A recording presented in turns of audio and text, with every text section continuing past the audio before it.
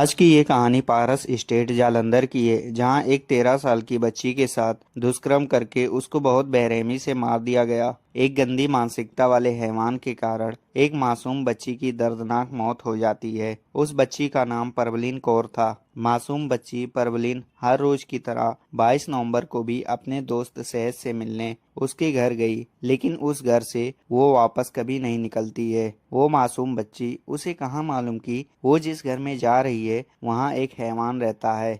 आइए जानते हैं सब कुछ डिटेल में कि आखिर उस दिन क्या हुआ था उस बच्ची के साथ, जो एक हंसती खेलती मासूम बच्ची एक खामोश लाश में बदल गई। इस केस ने पूरे पंजाब को हिलाकर रख दिया और हमें सोचने पर मजबूर कर दिया कि इस सोसाइटी में हमारी बहन बेटियां सच में सेफ हैं या नहीं। जांच कैसे आगे बढ़ी, पुलिस और प्रशासन ने कौन कौन से कदम उठाए और अदालत ने इस भयानक केस को लेकर क्या फैसला लिया, उसके पहले एक छोटी सी रिक्वेस्ट, अगर चैनल पर नए हैं तो हमारे चैनल हिडन क्राइम को सब्सक्राइब करके बेल आइकन को दबा ले। तो चलिए कहानी शुरू करते हैं। उस बच्ची की घर में उसकी माँ और एक बड़ा भाई रहते हैं। दरअसल उस दिन इस बच्ची की माँ और बड़ा भाई मार्केट जा रहे थे और वे कहते हैं, हम मार्केट जा रहे हैं, अभी कुछ देर में वापस आएंगे, तब तक तुम यहीं घर पर ही रहना, कहीं जाना मत। तभी वो बच्ची कहती है कि ठीक है, आप लोग मार्केट जाओ, मैं बस एक सेकंड में अपने सहेली सहज के घर जाकर उसे लेकर आऊंगी और हम दोनों साथ में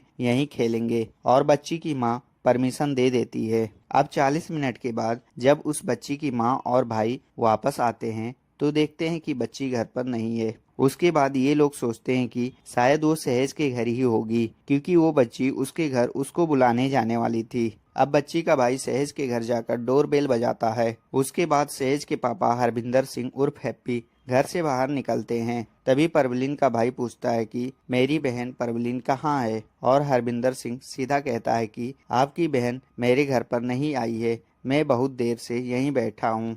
उस वक्त टाइम यही कुछ 4 बज रहा था। सोसाइटी के सीसीटीवी कैमरे में दिखता है कि करीब 4 बजे के आसपास वह उस घर की घंटी बजाती है और घर के अंदर एंटर हो जाती है, बिना यह जाने कि आज का दिन उसकी जिंदगी का आखिरी दिन होने वाला है। 1 घंटा निकल जाता है पर वह घर नहीं लौटती है, जिसके चलते उसकी माँ को अब और भी चिंता होने लगती है और वो उसे हर जगह ढूंढती है। सोसाइटी के सारे लोग से पूछती है, लेकिन उन्हें हर जगह से सिर्फ एक ही जवाब सुनने को मिलता है कि नहीं, मैंने आपकी बच्ची को कहीं नहीं देखा है, वो यहाँ नहीं आई है। अब बच्ची की माँ बहुत ज्यादा डर जाती है कि एक 13 साल की बच्ची बिना किसी को कुछ बताए अचानक कैसे गायब हो सकती है। उसके बाद बच्ची की माँ और पूरे सोसाइटी वाले बच्ची को ढूंढने लग जाते हैं और 2 घंटे तक ढूंढने के बाद जब वह नहीं मिलती है तो हार कर उसके घर वाले पास के एक लोकल पुलिस स्टेशन में उसकी मिसिंग रिपोर्ट दर्ज कराते हैं। और उसी बीच लोगों को सोसाइटी की सीसीटीवी फुटेज मिलती है,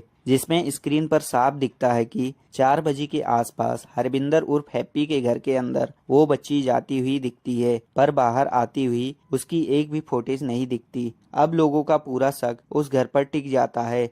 सबको लगने लगता है कि जरूर उस घर में कुछ तो गड़बड़ है, लेकिन यूं ही सिर्फ शक के आधार पर उस घर में घुसने की किसी ने हिम्मत नहीं की, क्योंकि सबको लगता है कि किसी के घर में जबरन यूं ही घुसना और तलाशी लेना गलत है। शाम के करीब 6 बजे पुलिस मौके पर वहां पहुंचती है और उनको सीसीटीवी का फुटेज दिखाया जाता है और मोहल्ले वाले उनसे हाथ जोड़कर उस घर की तलाशी लेने को कहते हैं। हरविंदर पहले बाहर आकर सबको मना करने लगता है कि चले जाओ यहाँ से, यहाँ कोई नहीं है, लेकिन लोगों की भीड़ और प्रेशर के चलते पुलिस जबरन अंदर घुसती है, गेट बंद करती है और घर की तलाशी लेना शुरू कर देती है। और बाहर खड़े सैकड़ों लोग अपनी सांसें थामे उस घर पर नजर टिकाए बस इंतजार कर रहे थे। कुछ समय बाद पुलिस बाहर आती है और बड़ी ही शांति के साथ कहती है कि हमने पूरा घर छान मारा, लेकिन हमें आपकी बच्ची कहीं पर भी नहीं मिली। बाहर खड़ी गुस्से से भरी भीड़ बार बार यह कह रही थी कि सीसीटीवी फुटेज देखो,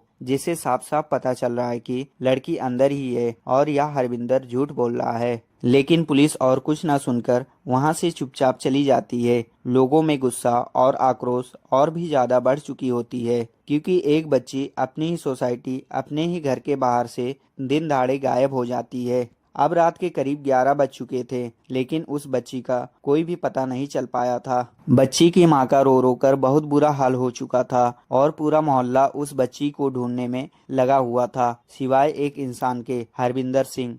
उसके चेहरे पर ना तो कोई चिंता दिख रही थी और ना ही वो बच्ची को ढूंढने में किसी का साथ दे रहा था, जिसे देख लोग अब सिर्फ शक में नहीं, गुस्से में भी थे।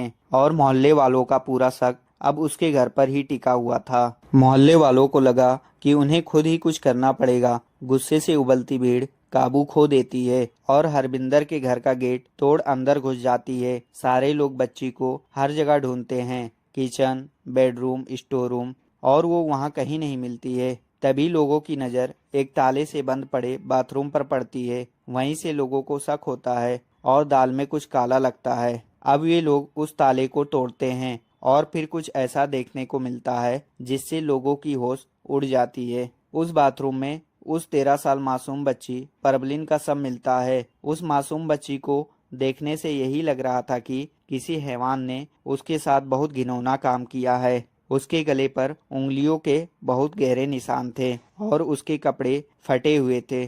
शरीर पर बहुत सी चोटें भी थी, जिसे देख के लोगों को साफ समझ में आ गया कि उसके साथ बहुत गलत हुआ है। गुस्साई हुई भीड़ का गुस्सा अब फूट जाता है और वह हरविंदर को पकड़कर बहुत बुरी तरीका से मारने लगते हैं। उसकी हड्डियां तक तोड़ दी जाती है और उसकी गाड़ी और उसके घर पर पत्थरों से पथराव कर दिया जाता है। लोगों का गुस्सा अब इस हद तक बढ़ चुका था कि लोग उसे अब जिंदा जलाने तक को तैयार थे।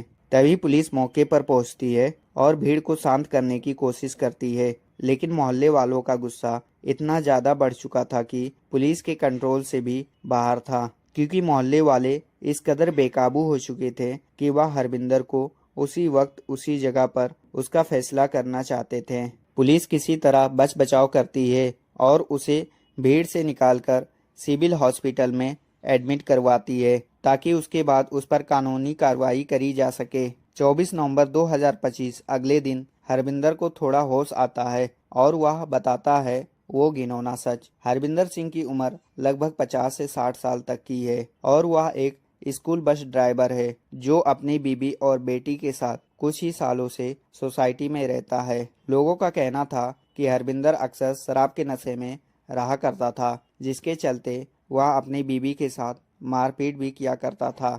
इसलिए उसकी बीबी अपनी बेटी को लेकर ज्यादातर अपने मायके लुधियाना में ही रहा करती थी और वह अपने घर पर ज्यादातर अकेले ही रहता था। उस दिन भी उसकी बीबी और बेटी घर पर नहीं थे और वह घर पर अकेला था। और उस शाम करीब 4 बजे के आसपास उसके दरवाजे की घंटी बजती है और उसके सामने खड़ी होती है एक मासूम बच्ची, परवलिन कौर, जो हमेशा की तरह ही अपने दोस्त सैयद से मिलने आई थी। वो हरविंदर से अपनी दोस्त के बारे में पूछती है कि अंकल वो कहाँ है, तो हरविंदर उससे कहता है कि अंदर चलो, वह अंदर ही बैठी है। वह उसे सीधा बेडरूम में लेकर चला जाता है और परवलिन को जब उसकी दोस्त कहीं पर भी नजर नहीं आती है तो फिर से वह हरविंदर से दोबारा पूछती है, लेकिन हरविंदर इस बार उसकी बात को इग्नोर करते हुए उसे सीधा पकड़ लेता है और फिर वो 13 साल की बच्ची चिल्लाने की कोशिश करती है।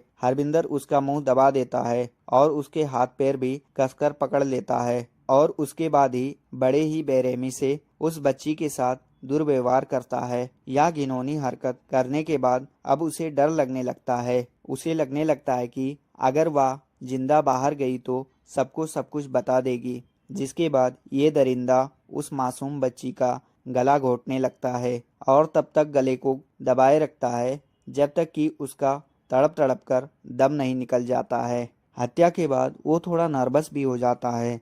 कुछ देर वहीं बैठा रहता है और उससे छुटकारा पाने का प्लान बनाने लगता है, जिसके बाद वह अपने दोस्त को कॉल करके एक कार अपने घर मंगवाता है और आगे का प्लान यह था कि देर रात जब सब सो जाएंगे तो वह चुपके से कार में ही उसकी लाश को बोरी में डालकर कहीं दूर फेंक आएगा। लेकिन किस्मत में तो कुछ और ही लिखी थी। उसके घर के बाहर रात भर पूरा मोहल्ला जमा रहा, जिसके चलते हरविंदर अपने प्लान में कामयाब नहीं हो पाया और आखिरकार हरविंदर पकड़ा जाता है। सबसे ज्यादा चौंकाने वाली बात यह है कि कई रिपोर्ट के मुताबिक हत्या लाश मिलने से लगभग 3-4 घंटे पहले की बताई जा रही है। यानी पॉसिबल था कि पुलिस जब घर की तलाशी ले रही थी तो उस समय वो बच्ची शायद जिंदा थी। लोगों ने एएसआई मंगत राम पर साफ आरोप लगाया कि वह घर के अंदर लगभग 1 घंटे तक बैठा रहा और चाय पीता रहा और बाहर आकर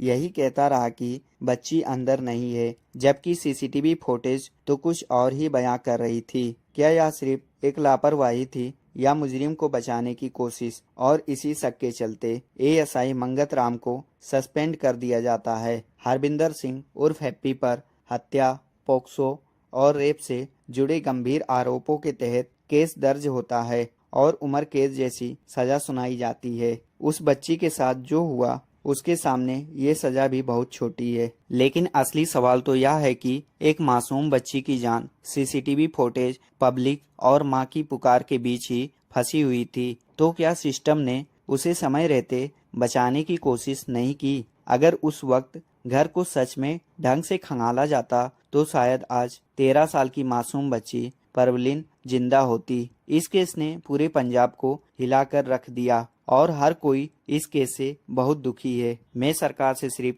एक ही गुजारिश करना चाहता हूं कि महिला सुरक्षा के लिए कड़ी से कड़ी कानून बनाया जाए, जिससे अपराधी ऐसा कदम उठाने से पहले लाख बार सोचे। ये कहानी सुनाने का मेरा मकसद समाज को सिर्फ और सिर्फ जागरूक करना था। आपके हिसाब से ऐसे अपराधी को क्या सजा मिलना चाहिए? कमेंट बॉक्स में जरूर बताएं। अगर आपको हमारी मेहनत पसंद आई हो तो इस वीडियो को लाइक करते हुए शेयर भी करें। अगर आपने अब तक हिडन क्राइम चैनल को सब्सक्राइब नहीं किया है तो जल्दी से चैनल को सब्सक्राइब करते हुए बेल आइकन भी दबा लें, ताकि हमारी लेटेस्ट वीडियो सबसे पहले आपको पहुंचे। क्राइम की दुनिया से जुड़ी ऐसी ही कहानियों के लिए हमारे साथ लगातार जुड़े रहें। धन्यवाद।